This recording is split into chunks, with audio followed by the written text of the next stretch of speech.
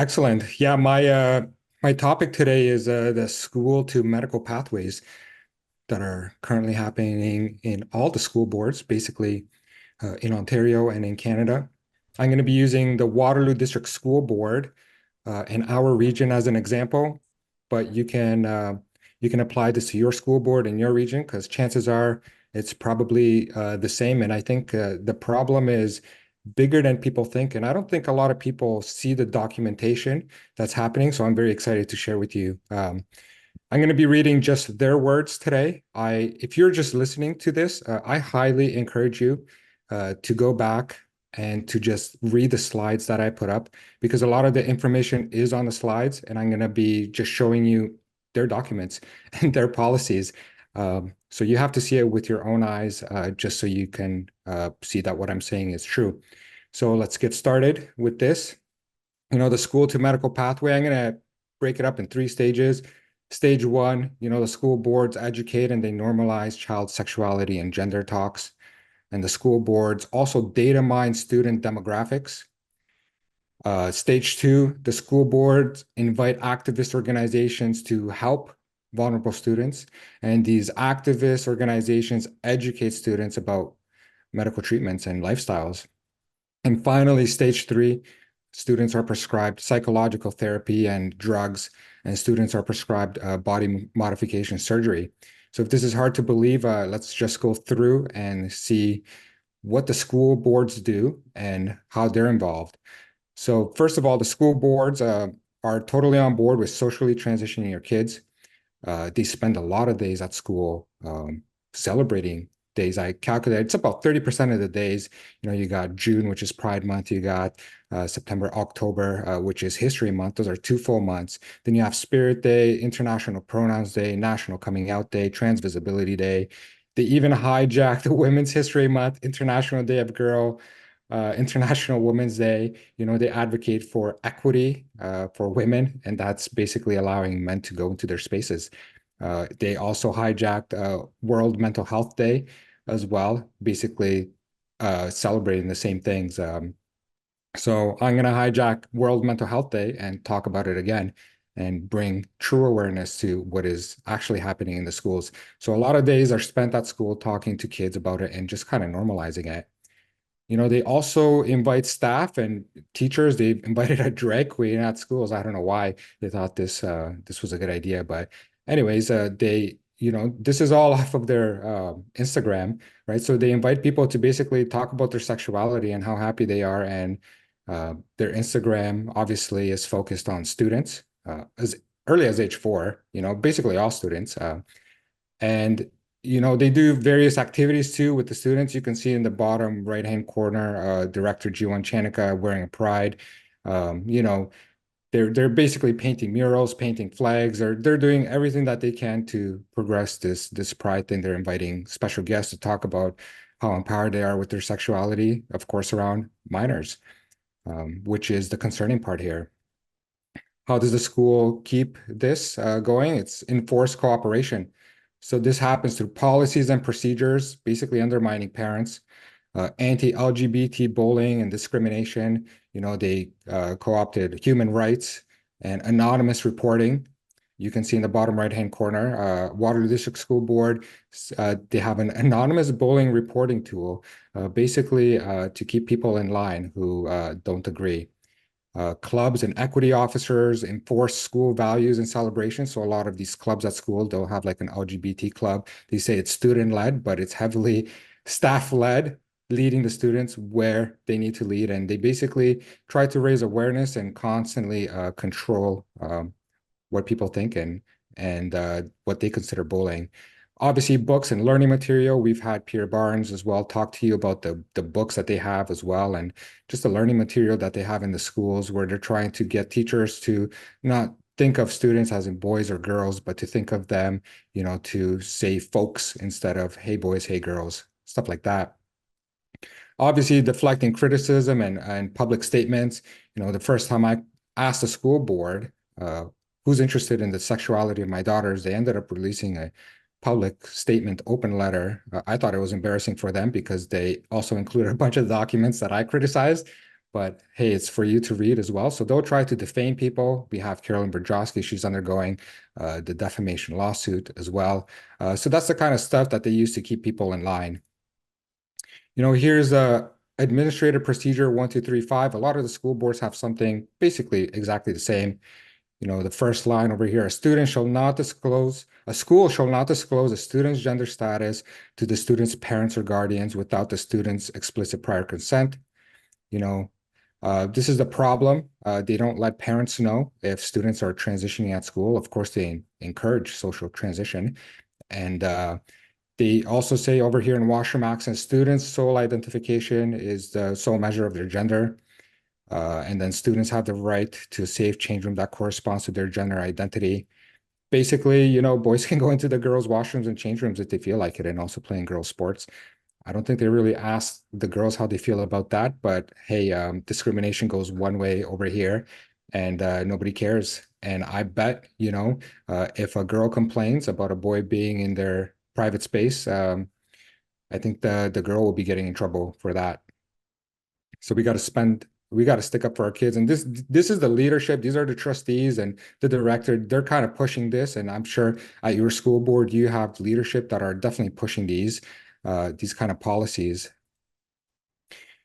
So I first got started in this after Carolyn Brodowski got canceled at the school for showing the kind of books that are available to minors. Honestly, in junior kindergarten, I thought it was crazy.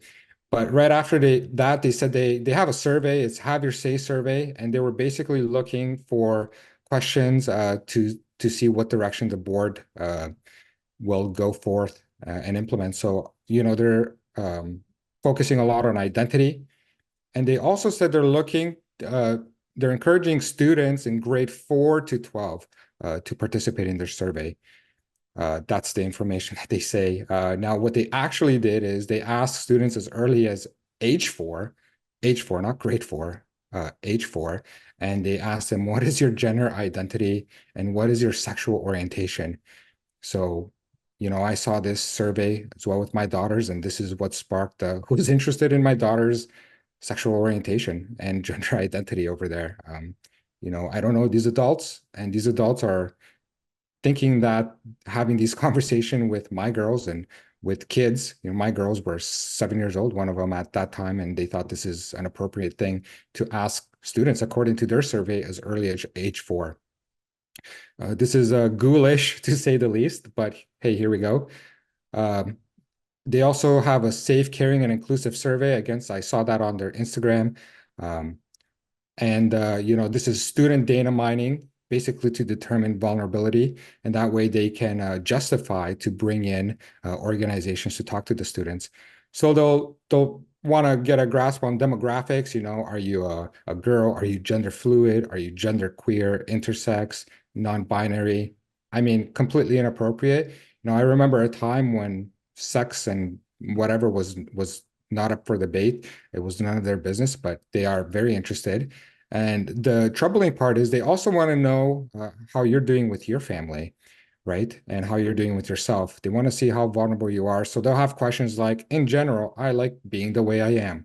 I feel unhappy a lot of the time. I feel upset about things, and they want to know, do you read English? Were you born in Canada? Was your mother born in Canada? So they're asking kind of intrusive family questions, how many parents are maybe kind of in the house, etc.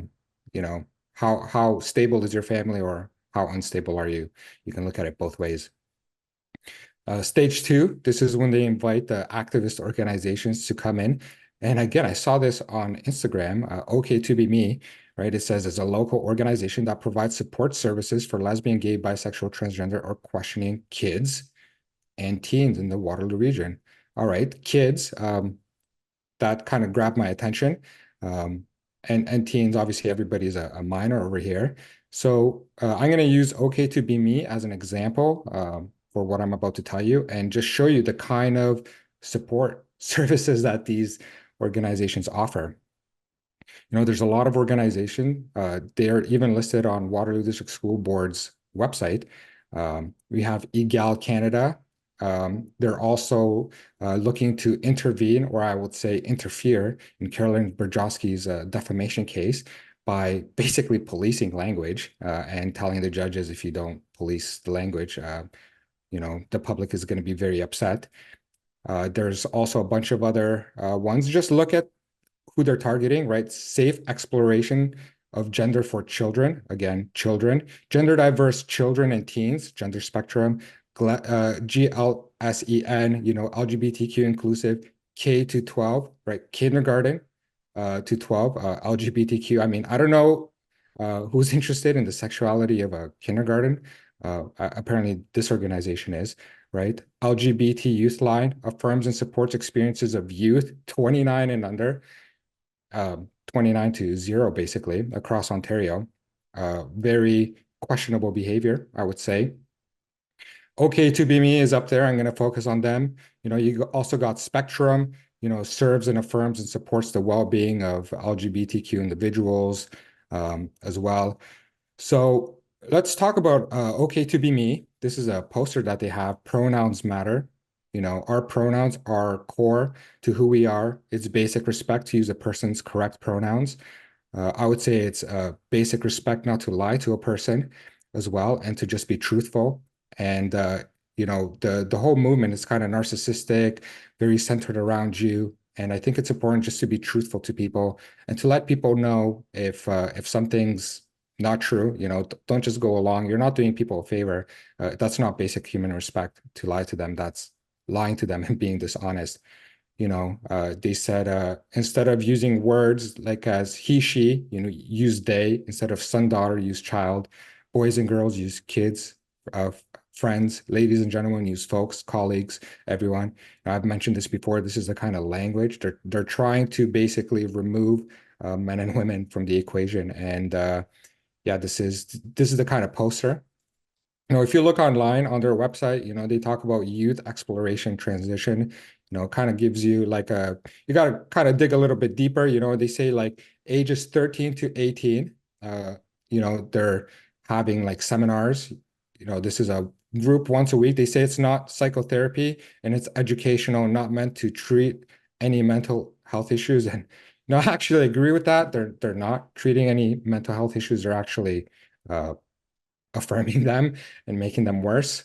And that's kind of a concern because, I hear from these people all the time, including the director, these people are at risk of depression and suicide. And it's crazy to me that under their leadership and under these organizations, the amount of suicidal kids have increased. And yet, seems like nobody's taking this seriously and wondering why at-risk minors are going up under their leadership.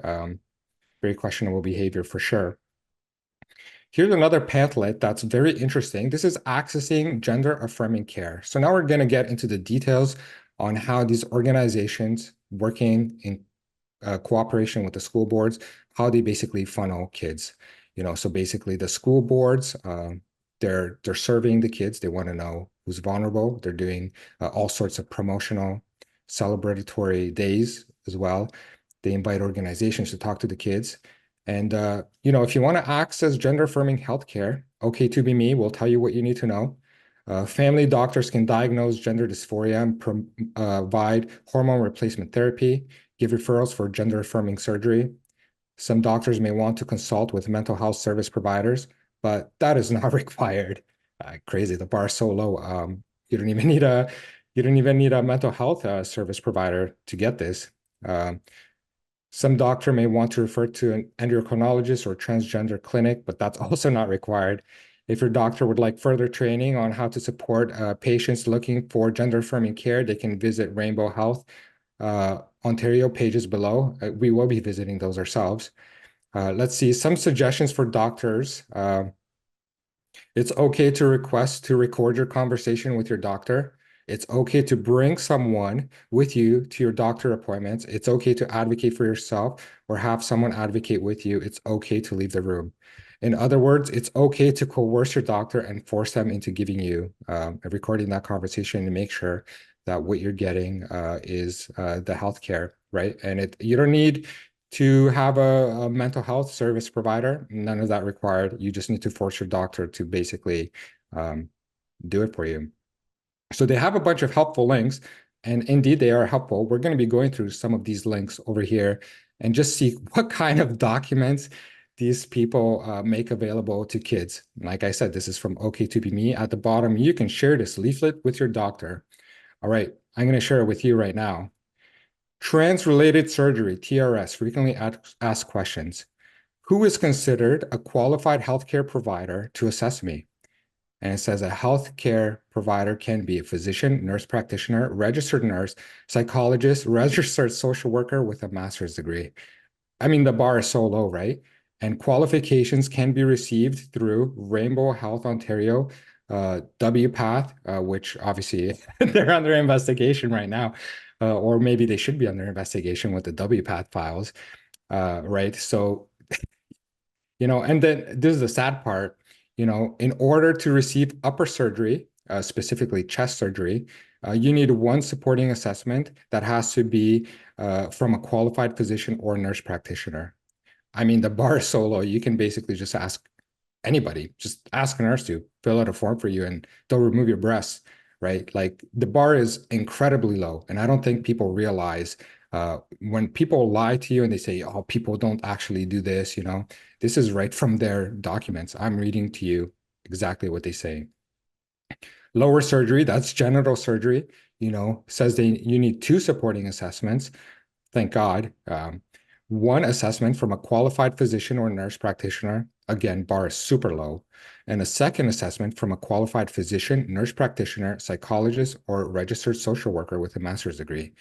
So you basically, the bar is so low, you can just walk right over and remove your genitals, right? This is how easy these people make it, right?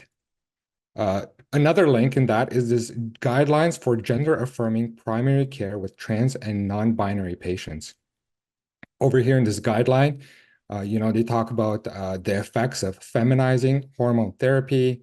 They give you the formulations and recommended dosages of anti-androgens and estrogen. They say the goal of hormone therapy is in trans feminine patients is to reduce the endogenous effects of testosterone and is to induce feminine secondary sex characteristics. Um, all very ghoulish, right? We're all looking at the same information here. Some people are giving the thumbs up saying how empowering this is. I'm looking at this and it's like, what are you guys doing? Basically, very ghoulish. And like I said, they're targeting minors, right? Just more information over here. This is a massive document, by the way. I have binders with this stuff, the effects and expected time course of feminizing hormones. They just give you a visual in there in case you wanted to see it all. The hormone monitoring summit for trans feminine patients. They get into a lot of details. And like I said, this leaflet is made available to students who want to chat with their doctor. Another link in this leaflet, guidelines for gender affirming primary care with trans and non-binary patients. Oh, look at this. Questions may arise around the capacity to consent in individuals with cognitive or developmental disabilities and significant mental health challenges in younger patients.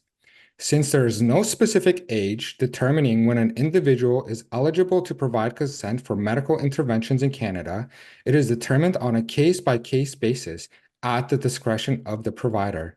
If there are persistent concerns regarding a patient's capacity to consent, a referral to a psychiatrist with experience working with trans people may be helpful. I just want to bring to your attention since there is no specific age determining when an individual is eligible to provide consent, right? This is where you get into mature minors. They can provide consent. Again, let me know what you think of these capacities to consent and these documents that kids have access to, and this is the kind of stuff these organizations are pushing onto the kids. Here's more stuff. Formulations and recommended dosages of testosterone for masculizing hormone therapy also gives you the cost as well. And very convenient for them, they also have an appendix and they provide you with a bunch of forms Just in case you wanted to do this, here's a sample request for an unlisted drug product, testosterone as well. Make it easier on your doctor when you record that conversation as he fills out the form. Hopefully, they don't give you too much of a heartache when they say maybe you shouldn't be doing this.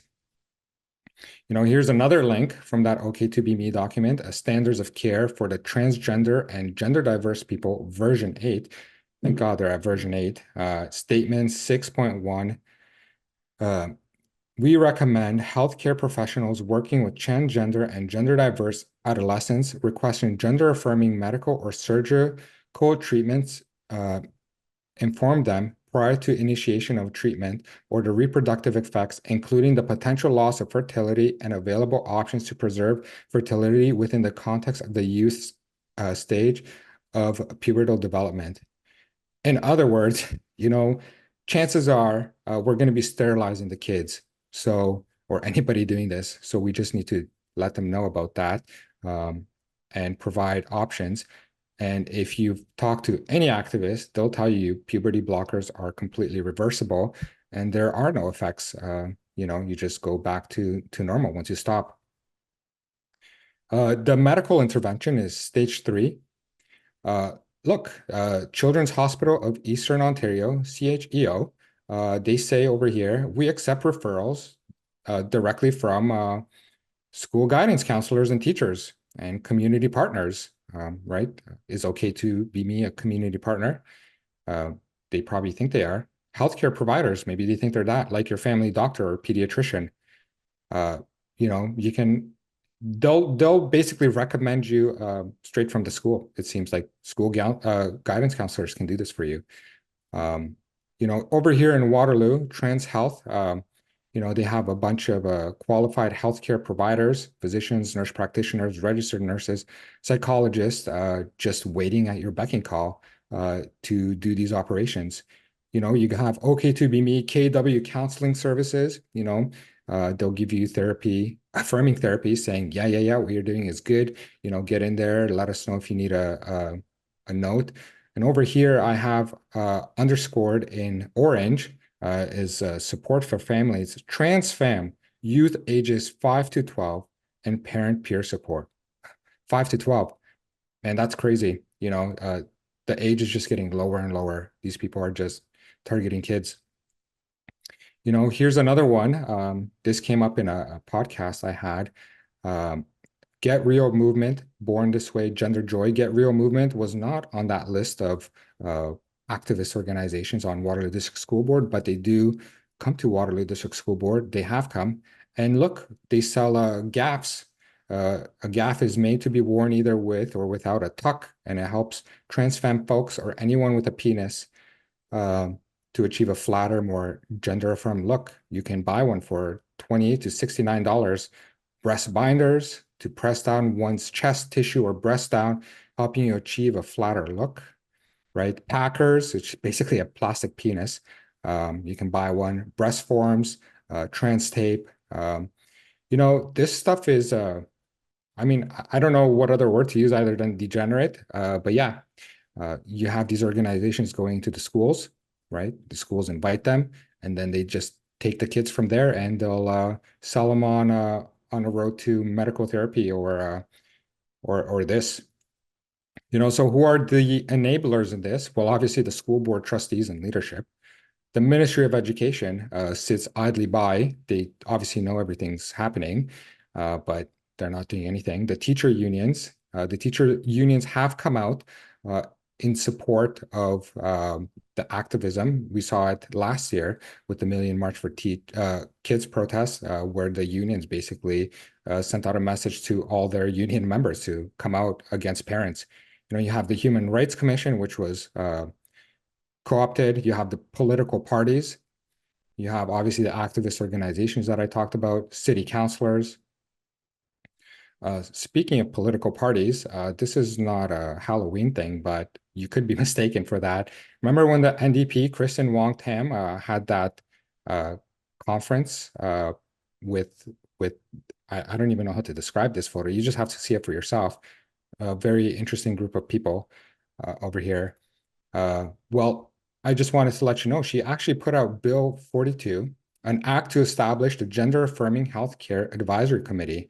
So this NDP lady, she says, you know, they're basically looking to include the following members for gender affirming healthcare, which is what I've been talking about. Number one, youth, crazy. Seniors, indigenous people, people with disabilities, you're looking at vulnerable people. They want these people essentially fast tracked through the system. Now, I've already shown you like it's incredibly easy to get this. Now, in her mind, this is not happening fast enough. Here's more from that bill. How to enhance coverage for and access gender affirming healthcare for transgender, two-spirit, non-binary, intersex, and gender diverse people in Ontario. Number four, how to reduce wait times for gender affirming healthcare in Ontario. Number six, how to expand insurance coverage for gender affirming treatments, including feminization surgery, chest contouring, and how to adopt informed consent model of transgender care, and how to reduce referral requirements for access to care. A quick note that the transgender informed consent model allows transgender people to access hormone treatment and surgical interventions without undergoing mental health evaluation or referrals from mental health specialists. In other words, they can't do it fast enough. They need a bill because I guess there's still maybe some roadblocks. I'm having a hard time seeing where the roadblocks are, but perhaps the doctors are not fully on board with this and they want to do this ASAP as fast as possible. Now, I spoken at the Million March for Kids protest. Yeah, just have a look at this photo and let me know what you think. Definitely Joker vibes. I'm kind of sad. Um, when there's a lot of mental health. Let's just put it that way, right? And I met with Aislinn Clancy. She's a member of the provincial parliament for Kitchener, and Mike Morris is a member of parliament for Kitchener as well. And we met right before the protest with Aislinn Clancy, and I talked to her about everything that's happening. And I showed her all the medical documents as well. I've also shown her the books now that Pierre covered, and I even showed her the part about informing people about rubbing two peens together. You can see it highlighted. That wasn't, she didn't want to hear it. She thought things, some teachers may have taken things too far. And I said, I assure you this is approved reading, right? She had a hard time hearing this. And I asked her to basically help us and be on our side. So I've given Aislinn a chance to talk, and she hasn't replied. So if you can view this video as I'm betraying her in order to show you how they betray us. So this is an email that I sent to her, and I said I couldn't help but notice the emotional manipulation and absurd behavior because I have talked to these people, and it's basically all emotional manipulation. They have megaphones; they'll screech in your ear, basically lose your hearing. And I said the main issue I've heard by our opposition was an attempt to raise awareness to prevent sexual abuse. That's basically we need to show kids perversion and all of this so we can raise awareness about the sexual abuse. Meanwhile, I think this is all abuse, what's happening, right? And I've confirmed the emotional manipulation being used to justify sexuality with minors is absurd. I've confirmed it myself. Like I've talked to them. That's why I encourage everybody to go to these protests and just talk to these people.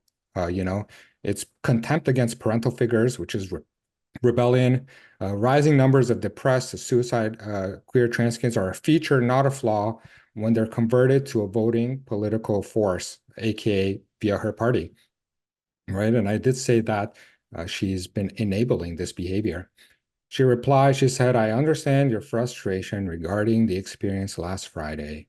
As you know, I was not part of the organizing of the event, but if you'd like, I'd be happy to chat on the phone to understand the feedback I can share with the organizers. I can confirm, obviously, she knows the organizers, and I've seen the Green Party there basically enabling this, and she said, I read your concerns about differing views on how to prevent sexual abuse. right? This is all after I shared this information with her, right? She said, I'll assure you that I will promote ideas and initiatives that are proven in various programs to be effective, not based on my personal opinions. Well, I doubt that because yeah, I showed her the programs and let's just agree to disagree with this one. And then I said to her, it's paramount that we work together for the safety of the kids and acknowledge parental involvement and are affirming our lived experience as parents. You know, steps need to be taken to include and tolerate our diverse opinions in an equitable manner. Even if not everyone can agree to it. In regards to the megaphones blasting in the face, this is not just frustrating, it's straight up disrespectful. We're looking for a respectful conversation to take place. And honestly, it's embarrassing on their end. I'd be embarrassed if I was them and I came to a protest and people dressed up as clowns, yelling in people's ears, were on my side. I'd probably leave because I wouldn't want anything. But I guess this is a feature, not a flaw. I asked her to chat. It's several weeks have passed by. I haven't heard anything. So yeah, this is the kind of stuff that you can expect from the politicians. They're not interested in hearing what you have to say. So let's recap the school to medical pathways. Stage one, school boards educate and normalize child sexuality and gender in the data mine student demographics to see who's vulnerable. Then the school board invites activist organizations to help the students, and these activists educate the students about medical treatments. And finally, the students are prescribed psychological therapy and drugs through their counseling and therapy and family doctors, nurse practitioners, and they're prescribed body modification surgery. It's crazy. So, there's only one thing left to do right now. Among other things, obviously, Christina said you need to get involved. But at this point, you need to demand change. The Minister of Education, Jill Dunlop, she's not doing much in terms of this, and she knows all of this is happening. They're progressive conservatives, where all the emphasis is on progressive and nothing left for conservative. You can reach her at that email and the phone numbers as well, and let her know this kind of behavior and these types of organizations involved at the school board is completely inappropriate. And yeah, it's crazy to me that she's not willing to do anything. But at this point, enough is enough, and it's time to take a stand against this. And that's my presentation. That was terrific, David. Uh, there's some stuff on there that just shocking. You mentioned Youthline, and for people who haven't heard of Youthline, it's been around for a lot of years, and it's promoted in through guidance counselor resources and by third parties in the schools, and has been published on many school websites. And the principal that I worked with when I was running for trustee um, had done a video, and they were through Youthline. There was pathways to information about how to negotiate payment for sex, how if you're a trans sex worker, how to do so safely. Like there's a straight line into prostitution from some of these sites, which was, some of the things I think that these politicians are experiencing is cognitive dissonance, because it's so hard to wrap your head around just how absurd and terrifying this actually is. So for some people, the reaction is that can't be happening. It just can't, and they shut down. And it's unfortunately a cognitive flaw that all human beings have. That if something shocks them out of their model of the world, they will disregard the contrary information. Yep. That's exactly why I wanted to put this presentation so people can see it for themselves and hopefully they can shock themselves back into reality that this stuff is really happening and they're really pushing this onto kids in schools, and it starts at school. Indeed. Yeah.